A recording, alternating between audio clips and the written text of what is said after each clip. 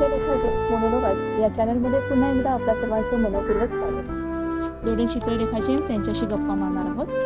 आता जे तुम्ही लिडरशिपबद्दल बोलताय, म्हणजे साधारण लीडर कसा असावा, की त्याने मेंढरांना कसं नेलं पाहिजे, तर मग लिडरशिप म्हणजेच एखादा धर्मगुरू, की म्हणजे त्याने नेमकं कसं वागलं पाहिजे, त्यांनी काय केलं पाहिजे जेणेकरून त्याची मेंढरं ही प्रकाशाकडे वळतील किंवा चर्चेसमध्ये मग ते येऊ लागतील आणि त्यांना मग आपला धर्म समजू लागेल.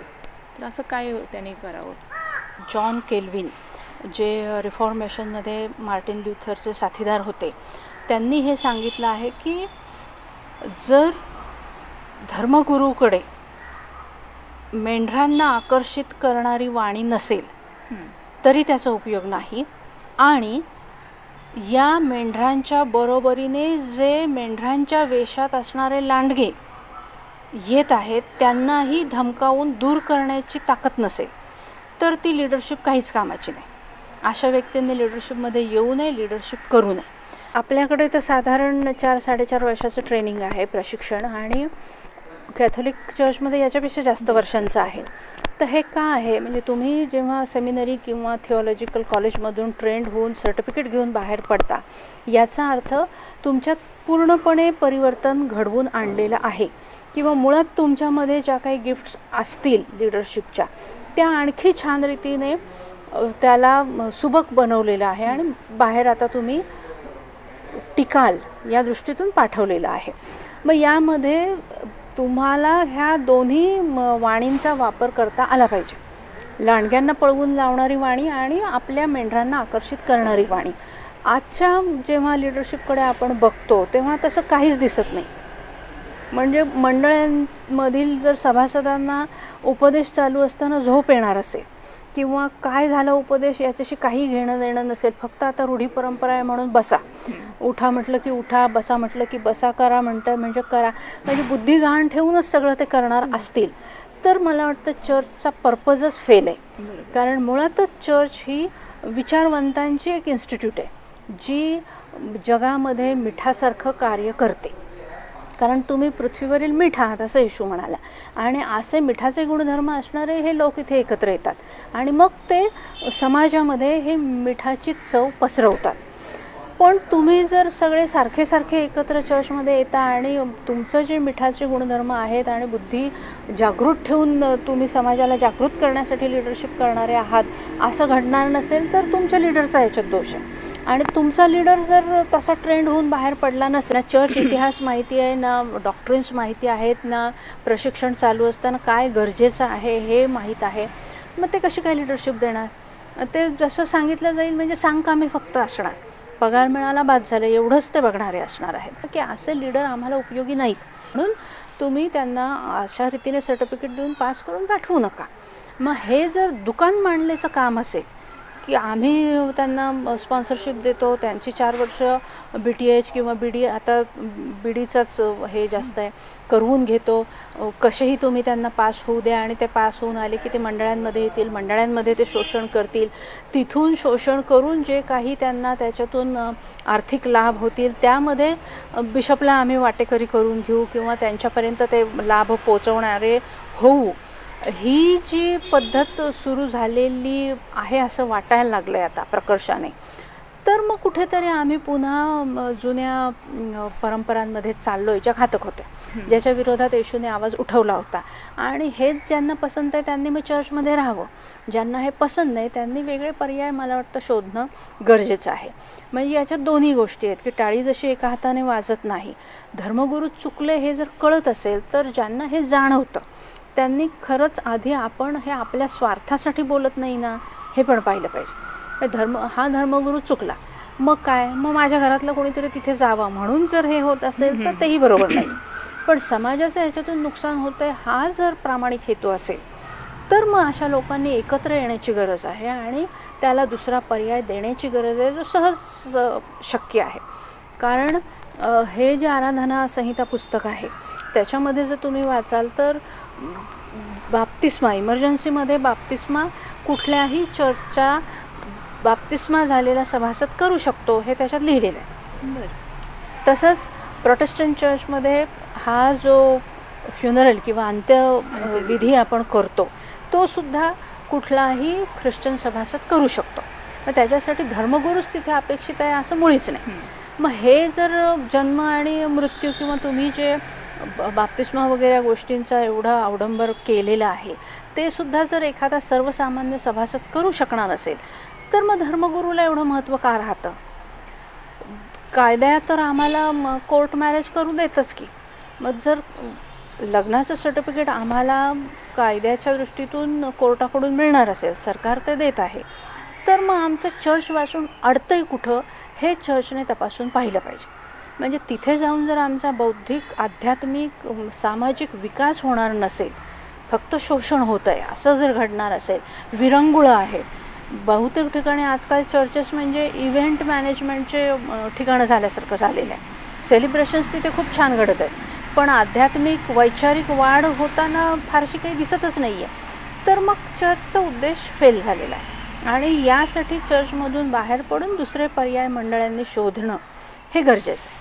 मग त्याच अनुषंगाने मी डोक्यावरून पदर घेणं हे जसं सर्वसामान्य स्त्रीवरती बंधनकारक करणं चुकीचं आहे, तसंच एक धर्मगुरू म्हणून माझ्याही बाबतीत जेव्हा हे घडत होतं, म्हणजे माझे दुसरी दीक्षा केलेले बिशप गायकवाड हे बिशप इतके चांगले होते की ते म्हणाले होते की मला काहीच प्रॉब्लेम नाही, पदर तू नाही घेतला, रुमाल नाही बांधला, पण आपली मंडळी अजून तेवढी सुधारलेली नाही, तिच्यात तेवढे सुधार होऊ देत आणि मग तू त्यांच्या बरोबरीने हे कर.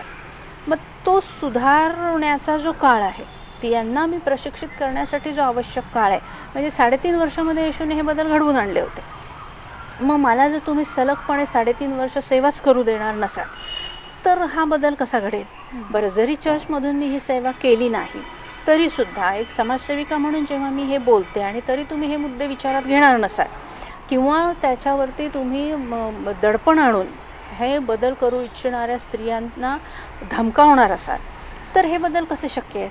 मग ह्या स्त्रियांना धमकावणं म्हणजे माझ्यासारख्या धर्मगुरूला धमकावण्याचे प्रकार का घडतात? तर माझं अनुकरण करणारे खूप लोक आहेत हे वरिष्ठांना माहीत असतं आणि आज नाही उद्या ते याच मार्गावरून जाणार आहेत. मग माझा प्रश्न तेव्हापासून हाच होता की आमचे बिशप हूड घालतात ना डोक्यावर, मग विधी करताना ते का डोकं झाकतात? नाही झाकावं, मग त्यांचं हूड असण्याचंच कारण नाही आहे, पण आहे ना, ते का आहे का नाही हे त्यांनी तरी विचारलं की नाही कोणाला माहीत नाही. पण परंपरेनुसार जर आहे आणि तुम्ही जर विधी करताना ते घालणं अपेक्षित आहे, गरजेचं आहे, तर मग इतर जे तुमच्या हाताखालचे त्या धर्मगुरूंना तुम्ही ते घालायला का नाही सांगत? मग इतर डिनॉमिनेशन किंवा इतर पंथांमधले जर आपण धर्मगुरू बघितले तर त्यांच्या डोक्यावर टोपी असते. मग आपल्याच प्रोटेस्टंट चर्चमध्ये का नसते धर्मगुरूंच्या डोक्यावर टोपी नसते, काहीच नसतं? मग ह्याचा अर्थ असा का की बिशपच्या डोक्यावर हूड असतं प्रोटेस्टंट चर्चच्या आणि जेवढे स्त्री पाळक आहेत त्यांनी डोकं झाकावं ही जर अपेक्षा असेल तर मग बिशपच्या नंतर स्त्री पाळकांचा नंबर आणि त्याच्यानंतर पुरुष पाळकांचा नंबर, ही हायरार्की जर मी फक्त डोकं झाकण्यावरून लावली तर मग मान्य करा. म्हणजे बिशप नंतर सध्या म्हटलं तर डायसेसमध्ये सिनियर प्रिस्ट म्हणून डोकं झाकणारी म्हणून जर असेल तर मग माझा नंबर लागायला पाहिजे होता. मग तसं नाही ना होत. म्हणजे तुम्ही डोकं झाकणं हे जर दुय्यम म्हणणार असाल तर बिशपने डोकं झाकू नये.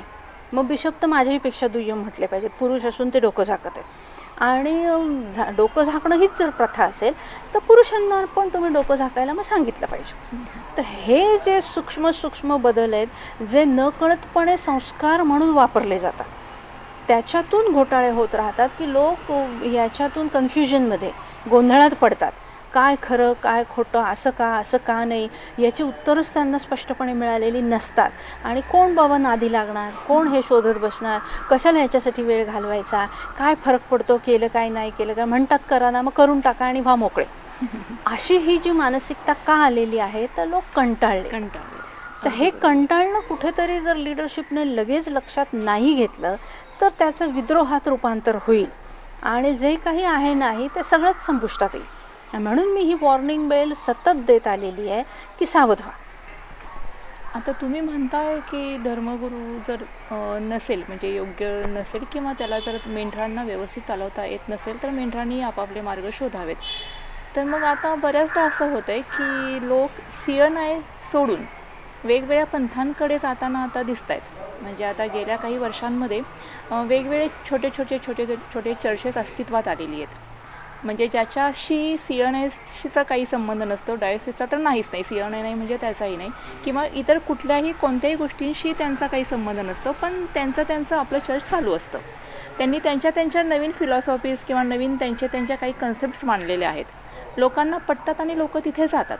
तर हे कितपत योग्य आहे? मग जर लोक आपल्या पद्धतीने असे मार्ग जर निवडत असतील, की बऱ्याचदा मग असं वाटतं लोकांना की काय इथं फक्त उभं राहा म्हटलं की उभं राहायचं, बसा म्हटलं की बसायचं, पण मग आम्ही तिथं जातो, मोठमोठ्याने आम्ही गाणी गातो, स्तुती आराधना करतो आणि मग आम्हाला ते छान वाटतं की आम्ही स्तुती केल्यासारखं वाटतं, आम्ही मोठमोठ्याने गाणी गातो, म्हणजे आम्ही प्रभूची आराधना केल्यासारखं वाटतं आणि ते जिवंत चर्च असतं. इथं तुम्ही मृत चर्चमध्ये गेल्यासारखं वाटतं. तर मग ह्याबद्दलही तुमचं मत मांडा. आता जिवंत आणि मृत याची जी काही वैज्ञानिक आपल्याकडे परीक्षणासाठी दिलेले मुद्दे असतात, तर सजीव म्हणजे मग त्याची वाढ होते, हे जे मुख्य त्याच्यातलं लक्षण आहे, ते लक्षण आपल्याला चर्चमध्ये जर दिसत नसेल तर लोक जर म्हणत आहेत की हे मृत झालेलं आहे, तर मग तो मुद्दा बरोबर म्हटला पाहिजे. कारण वैज्ञानिक दृष्टिकोनातून वाढ हे सजीवाचं जर लक्षण आहे आणि ते चर्चमध्ये दिसत नसेल, तर मग या मृत चर्चमध्ये येण्याचा उपयोग काय झाला? आणि दुसरं, फक्त गाणं गायलं किंवा मोठ्याने आम्ही उपकार स्तुती वगैरे म्हटलं म्हणजे मग तिथे वाढ झाली असा होतो का अर्थ? तेच विचारायचं. हा एक प्रकारचा ज्याला आम्ही म्हणतो की मानसोपचारामधला एक भाग आहे, एक प्रकारची थेरपी आहे, की चर्चमध्ये नेहमीच वन वे ट्रॅफिक आहे. पुलपिटवरून किंवा वेदीवरून धर्मगुरू बोलत आहे आणि बाकी सगळ्यांनी निमूटपणे ऐकायचं, शेवटचा आशीर्वाद झाला की निमूटपणे बाहेर निघून जायचं. पण समोर बसलेल्यांना जर काही बोलायचं असेल, त्यांना जर काही गोष्टींबद्दल प्रश्न असतील, त्यांना जर हा मुद्दा का कुणास ठाऊक आम्हाला पटलाच नाही, तर का नाही पटला, याची उत्तरं शोधण्यासाठी जर पुढची लिडरशिप मदत करणार नसेल, तर मग हे वन वे ट्रॅफिक लोकांना नको आहे. मग ह्या ज्या दुसऱ्या चर्चेसमध्ये लोक जात आहेत किंवा ग्रुपमध्ये जात आहेत, तिथे काय होतं आहे की हे गाणी आणि मोठ्याने स्तुती आराधना करायला देऊन लोकांना असं वाटतं की आम्ही काहीतरी बोललो, आम्ही सहभाग घेतला आणि कुठेतरी थोडंसं त्यांचा जो कोंडमारा झालेला आहे त्याचा निचरा होत आहे असं वाटतं. मग पुन्हा तिथे पण हे की असं फक्त वाटतं, त्यांनी फक्त गाणी गायलेली असतात, त्यांनी फक्त मोठ्याने स्तुती आराधना केलेली असते, त्यांचे जे प्रश्न आहेत ते सुटलेत का? मग काही ठिकाणी असं होतं की पवित्र आत्म्याच्या नावामध्ये हे सगळं घडवून आणलं जातं की वेगवेगळ्या भाषेमध्ये आता बोला.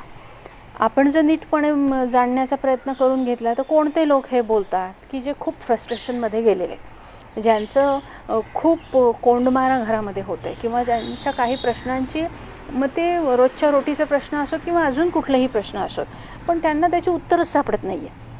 मुक्तपणे जगण्यासाठी जे गरजेचं आहे तिथे कुठेतरी अडथळे जे येत आहेत, असेच लोक शक्यतो अशा ठिकाणी वेगवेगळ्या भाषेत बोलल्याप्रमाणे किंवा रडून एखाद्या धर्मगुरू समोर आपली व्यथा मांडलेलं काही सांगण्याचा प्रयत्न करतात असं आपल्याला दिसतं.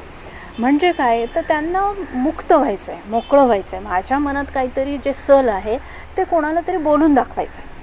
मग आता इथे हे बोलून दाखवल्यानंतर जर हे ग्रुप किंवा हे चर्चेस त्यांच्या ह्या समस्यांचं मूळ काय, कधीकधी मूळ आजार वेगळाच असतो पण त्याची लक्षणं दिसताना इतर बऱ्याच वेगळ्या आजारांसारखी दिसत असतात, तर हे मूळ काय, कशामुळे हे घडलं, इथपर्यंत जाऊन हे मूळ कारणच काढून टाकणं, इतके तज्ज्ञ जर हे ग्रुपमधले पुढारी असतील तर काहीच हरकत नाही. मग त्या ठिकाणी जाऊन भक्ती करणं म्हणा किंवा तुम्ही ती जी सहभागिता तुम्हाला मिळते त्या सहभागितेचा आनंद घेऊन तुम्हाला तिथे मोकळं वाटत आहे तर जायला हरकत काहीच नाही. पण मग ही पण तपासणी झाली पाहिजे की ज्या कारणामुळे तुम्हाला वेगळ्या भाषेत बोलावंसं वाटतंय त्या भाषा काय आहेत. कारण पौल पण आम्हाला सांगतो की कोणाला ना कोणाला तरी ती भाषा कळणारी असते, पण ती कोणालाच कळत नाही. मग ही खरंच आहे का भाषा, मुळात ही भाषा अशी कुठली अस्तित्वात आहे का जगात? आज आम्हाला ते शोधणं खूप सोपं आहे, पण तसं काहीच नसतं. म्हणजे मनाला येईल ते जर तुम्ही बडबडणार असाल तर हे का घडतं आहे, तर मानसिक प्रचंड दडपण आलेलं आहे. मग याला तुम्हाला काउन्सिलरला भेटणं गरजेचं आहे, मानसोपचार तज्ज्ञांकडून तुम्ही उपचार करून घेणं गरजेचं आहे. जे खरं म्हणजे पाळकीय प्रशिक्षणात असलेल्या लोकांना याचं ट्रेनिंग दिलेलं असतं. काउन्सिलिंग हा विषय त्यांना याच्यासाठी शिकवलेला असतो की अशा जे काही मानसिक समस्या घेऊन लोक तुमच्याकडे येतील तेव्हा ती तुम्हाला सोडवता आली पाहिजे. पण ह्या कॉपीज करून आम्ही पास झालेलो असू तर सायकोलॉजीतला अबकड पण आम्हाला माहीत नसतो, त्यामुळे समस्या सोडवायच्या कशा हेच माहीत नसतं. मग अशा लोकांकडे मेन लाईनमध्ये असो किंवा इतरत्र असो तुम्हाला नाही उत्तर मिळणार. आणि मग ज्याला आपण म्हणतो की आधा हकीम खत्रेजान असं काहीतरी पुढं घडताना दिसतं. मग ज्याच्यामधून आपण म्हणतो की अंधश्रद्धेच्या आहारी गेले किंवा चुकीच्या उपचार पद्धतीतून लोकांचा प्राण गेला किंवा भलतंच काहीतरी घडलं. तर हे सगळं करण्यापूर्वी मी नेहमी लोकांना अगदी साध्या ह्याने बोलायचं म्हटलं तर विवाह करण्यापूर्वी कुठला धर्मगुरू तुमचा विवाह लावत आहे. मग बऱ्याच वेळेस आमच्याकडे म्हटलं जातं की नाही, बिशपने आमची दीक्षा केलेली आहे, आम्ही डायसेसचे भाग आहोत, त्यामुळे बिशप या सगळ्याला जबाबदार आहे. मग बिशप जर जबाबदार आहे तर बिशपचं रजिस्ट्रेशन झालेलं आहे का? हे जे डिनॉमिनेशन तुम्ही मानताय त्या डिनॉमिनेशनमध्ये सरकारकडे कोणती प्रतिमा आहे? सरकार ठाई ते आजही रजिस्टर आहे का की त्याचं रजिस्ट्रेशन मान्यता काढून घेतलेली आहे? मग जर ह्याचं सखोल संशोधन होत गेलं आणि वरूनच सगळं ढासळलेलं असेल आणि तुम्हाला याचा इथपर्यंत अज्ञानामुळे पत्ता लागला नाही किंवा तुमच्या ज्याला झापड लावलेली वृत्ती आपण म्हणतो त्यामुळे तुम्हाला माहीतच नाही वर काय घडलं आहे आणि तुम्ही तेच बिशप तेच डिनॉमिनेशन आणि आम्ही त्यांचे भाग म्हणून पुढे कारभार चालू ठेवला असेल, जो देशाच्या कायद्यानुसार जर बेकायदेशीर असेल, तर आतापर्यंत झालेली सगळी लग्न बेकायदेशीर ठरतात. म्हणजे मग तुम्ही हे बिशपला विचारलं पाहिजे, दाखवा तुमचं रजिस्ट्रेशन सरकारकडे कसं झालेलं आहे, केंद्र सरकारकडे झालेलं आहे का, ते दिल्लीतलं रजिस्ट्रेशन महाराष्ट्रात चालत आहे का, महाराष्ट्रात जर वेगळं रजिस्ट्रेशन करणं गरजेचं असेल तर तुम्ही महाराष्ट्रात ते केलेलं आहे का? कारण राज्यांमध्ये पण काही कायदे वेगळे असतात. मग दिल्लीच्या रजिस्ट्रेशनवरती महाराष्ट्रातलं रजिस्ट्रेशन चालत आहे का हे तपासून बघितलं आहे का? मग बघा ते. आणि म्हणून तुमचे बिशप महाराष्ट्रात रजिस्टर आहेत का? जर ते नसतील तर मग आतापर्यंत झालेले सगळेच विधी हे बेकायदेशीर ठरलेले. पण हे धाडस आम्ही करत नाही, त्यांनी ते करू नये म्हणून पण त्यांच्यावरती तसं दडपण आणलं जातं. पण मला कधी कधी मग असं वाटतं की मला जे लोक प्रश्न विचारतात, माझ्याकडे सगळंच काही खणखणीत नाण्याप्रमाणे असतानासुद्धा तेच लोक हे पण का नाही तपासून बघत? कारण त्यांचा स्वार्थ त्याच्यामध्ये आहे. आपण जे धार्मिक दृष्टीतून म्हणतो की येशू ख्रिस्ताला अपेक्षित जी त्याची मंडळी किंवा जी वधू तो घ्यायला येणार आहे ती वधू तयार होईल. आता आपण परत उलट चाललेलो आहोत, त्यामुळे येशू ख्रिस्त पण या वधूचा स्वीकार नाही करणार. मग ज्या देवाच्या नावात तुम्ही हे मंदिर चालवत आहात, हा सगळा कारभार करत आहात, त्यालाच जर हे मान्य नसेल तर मग हा भोंदूगिरीचा प्रकार झाला. मग ही भोंदूगिरी आम्ही किती काळ ह्या चार भिंतींच्या नावाने चालवणार आहोत? काय होतं की सर्वसामान्य लोक आता या गोष्टीच्या फंदात पडत नाही. कारण प्रत्येकाचं असं की चला रविवार आला, आपण एकदा चर्चला जाऊन यावं, म्हणजे मग आपण ख्रिस्ती आहोत हे पटतं किंवा हे सिद्ध होतं कुठंतरी, आणि मग संपला. आठवडाभर आपला उद्योग व्यवसाय करायला आपण मोकळे. चर्चची वर्गणी देणं, दशांश देणं वगैरे हे सगळे प्रकार घडतात. तर याच्यापाठी कुठेतरी लोकांना वेळ नसणं हाही एक भाग आहे, आणि दुसरा भाग म्हणजे लोकांना योग्य मार्गदर्शन न मिळणं हाही एक भाग आहे. म्हणजे मुळात कळतच नसतं. आता धर्मप्रांत रजिस्टर्ड आहे की नाही हे तपासलं पाहिजे, हे मुळात आम्हाला कळतच नाही. तर मग तिथं जाणार कसं, हेही मुद्दे आहेत ना. त्याच्यामुळे मुळात सर्वसामान्य लोकांना ही प्रश्न आधी पडली पाहिजेत आणि मग ती लोक त्याचे उत्तर शोधण्याचा प्रयत्न करतील की आपण काय केलं पाहिजे, लोकांनी नेमकं काय काय केलं पाहिजे. मुळात म्हणजे आपला जो धर्म आहे असं आपण म्हणतो, तो धर्म काय आहे ह्याचा अभ्यास आता सुरू केला पाहिजे. झाला नसेल तर धर्म काय आहे आपला, की धर्माच्या तत्वांनुसार ह्या त्रैक्य देवावर आपण विश्वास ठेवतो. या त्रैक्य देवापैकी येशू ख्रिस्त जो मानव रूपाने पृथ्वीवरती वावरला आणि त्याने जे काही शिकवण आम्हाला दिली त्या शिकवणीवरती आधारित पुढे मंडळी अस्तित्वात आली आणि ती मंडळी पुढे आजपर्यंत ती परंपरा चालवत आलेली आहे. मग मानव म्हणून आम्ही कोण आहोत, तर देवाच्या प्रतिमेचा भाग आहोत. त्याच्या प्रतिमेत त्याने आम्हाला बनवलं आहे. जसं गेल्या व्हिडिओत मी म्हणत होते की तुम्हाला त्याच्या प्रतिमेत बनवलेलं ही किती सन्मानाची गोष्ट आहे ना. किती तुम्ही थोर झालात की देवाच्या प्रतिमेचे तुम्ही आहे. मग तुम्ही थोर झालात हे जेव्हा मी तुम्हाला म्हणते तर मी पण देवाच्याच प्रतिमेचे आहे, म्हणजे मी पण थोर आहे. आपण कंपाऊंडच्या बाहेर गेल्यानंतर रस्त्यावरून जाणारा प्रत्येकजण देवाच्या प्रतिमेतलाच आहे. तो कुठल्या ठिकाणी जाऊन भक्ती करतो हा दुय्यम भाग आहे, पण तो देवाची प्रतिमा हा पहिला मुद्दा आहे. तर हे जर आम्ही विसरलो की चर्चच्या बाहेर पडल्यानंतर दिसणारी जी काही मनुष्य सदृश्य आकृती आहे तिचा आणि आमचा काही संबंध नाही, चर्चमधली माणसं फक्त देवाची माणसं आणि ही नाही, हेच मुळात खोडून काढलं पाहिजे. कारण मिशनरी या देशामध्ये येऊन मेडिकल आणि एज्युकेशनमधलं जे महान कार्य करून गेले, ज्यामुळे आज आम्ही बघतो की देश हा प्रगतीपथावर आला. अर्थात त्याला भारतातल्या कितीतरी चांगल्या लोकांनी खूप छान सपोर्ट दिला, पण सुरुवात मिशनरींकडून झाली. तर हे जे काही घडलं त्याच्यासाठी त्यांनी हे नाही बघितलं की हे लोक कोण आहेत, माणूस आहे ना तो, मग त्या माणसासाठी हे आम्ही करणार. मग हाच इतिहास जर आम्ही विसरलेलो असू आणि माणसांमध्ये भेद करणाऱ्या गोष्टी घेऊन पुढे जाणार असू तर सगळंच उद्ध्वस्त होईल. मग कवी प्रवीण दवणे जसं म्हणतात की इतकं आम्ही विभागले गेलेलो आहोत की एकटे एकटे पडू की काय, उद्या आम्ही आकाशाला पण नकाशा पाडू, अशी परिस्थिती होत आहे. तर ह्यापासून सावध राहण्यासाठी ख्रिस्ती धर्म तत्वानुसार पहिला मुद्दा हा की प्रत्येक मानव देवाच्या प्रतिमेचा आहे, त्यामुळे त्याला आम्ही तितकाच सन्मान दिला पाहिजे जितका आम्हाला आमच्याबद्दलचा आहे. मग पुढचा भाग येतो की तो त्या प्रतिमेला साजेसं जीवन जगतो किंवा नाही. आणि मानव म्हटलं की मानव, तो स्त्री पुरुष हा भेद नको. मग कितीतरी धर्मगुरू हे जाणून बुजून उत्पत्तीच्या पुस्तकामधून सांगण्याचा प्रयत्न करतात की ती स्त्री असल्यामुळे ती कशी दुय्यम आहे, आणि त्याच्याबद्दल पण मी यापूर्वी पण खूप उपदेश केलेले आहेत, अजूनही मी ते सांगते. आणि फार त्या वादात पडण्यापेक्षा मी सरळ सरळ संविधानाचा उपयोग करते आणि म्हणते तुम्हाला नाही ना, म्हणजे एरवी कुठं बायबलचा काहीच अभ्यास नसतो, एवढी मोजकी वाक्य घ्यायची आणि फक्त स्त्री कशी दुय्यम एवढंच सांगायचं, आणि तुम्ही त्यांच्याबरोबर वाद घालायला लागलात की ते अविवेकी पद्धतीने खोडून काढण्याचा प्रयत्न करायचा.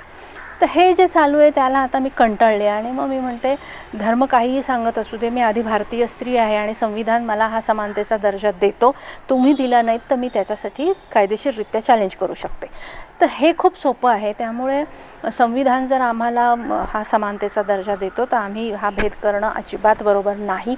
आणि मग त्यानंतर पुन्हा माझा मुद्दा हाच की सर्वसामान्य माणूस हे रजिस्ट्रेशन बघा, हे करा, हे सगळं, म्हणजे मी रजिस्टर धर्मगुरू आहे म्हणून मी इतकं सांगू शकते की माझ्याकडे महाराष्ट्र शासनाने दिलेलं सर्टिफिकेट आहे. तर जेव्हा तुम्ही येता आणि म्हणता तुम्ही कशावरून रजिस्टर, तर ते महाराष्ट्र शासनाचं पत्रक तुम्हाला दिसतं माझ्याकडचं, ज्याच्यावरती माझं नाव आहे, मला त्यांनी जे काही ज्या वेळेस ते दिलेलं आहे. तर असं बिशपांकडे पण असणं गरजेचं आहे, तुमच्या मॉडरेटरकडे पण असणं गरजेचं आहे. एकट्या मॉडरेटरकडे असेल आणि ते जर म्हणत असतील की माझ्या अंडर हा सगळा कारभार चालत आहे, तर मग चॅरिटी कमिशनरचे नियम तुम्ही महाराष्ट्रातले लावणार असाल आणि रजिस्टर तुम्ही दिल्लीत असाल तर हे चालणार आहे का? मग तुम्ही जर सरकारची फसवणूक करणार असाल तर तेही बरोबर नाही. किंवा हा जो दुसरा मुद्दा आहे फसवणुकीवरून, की मेनलाईन चर्चमध्ये असणारे लोक इतर ग्रुपकडे जातात, त्यांच्याकडे त्यांची नावं असतात की आमच्या ग्रुपकडे येणारे कोण कोण मेंबर्स आहेत, त्यांच्या विधी त्यांच्या कार्यपद्धती ते चालू ठेवतात, तिथेही नाव असतं आणि इकडची मेंबरशिप, म्हणजे तुम्ही डबल मेंबरशिप देता. जरी हे जे ग्रुपमध्ये काम करणारे लोक आहेत त्यांना आज मोठं छत्र एखादं नसेल तरीही जगभरात त्यांचे मोठे डिनॉमिनेशन आहेत, आज ना उद्या ते त्या मोठ्या डिनॉमिनेशनला जॉईन होणार, मग ही नावं त्यांच्याकडे जाणार, मग त्यांच्याकडे ही नावं एवढी मोठी दिसणार की अरे यांच्याकडे इतकी प्रचंड लोकसंख्या आहे. आपल्याकडची नावं गेलेली असतात. म्हणजे एकूणच जगभरात जी कौन्सिल आहे तिच्याकडे जगातील प्रत्येक ख्रिस्ती लोकांचे रजिस्ट्रेशन असल्याप्रमाणे आहे किंवा नावनोंदणी असल्याप्रमाणे आहे. ते जगातील सर्व ख्रिस्ती संस्थांचा हा कारभार बघतात किंवा त्यावर त्यांचा कंट्रोल आहे. तर त्यांच्याकडे जर तुम्ही अशी ही दोन्हीकडून लिस्ट देणार असाल तर ते बिचारे उगाचच भ्रमात राहतील ना की ह्या भारत देशामध्ये किती भरपूर ख्रिश्चन लोक आहेत. प्रत्यक्षात हीच नावं डबलच नाही, कधी कधी 3-4 ठिकाणाहून गेलेली असतात. तर ही त्यांची पण झालेली फसवणूक आहे आणि देशामध्ये पण त्याच्यामुळे गैरसमज होतो.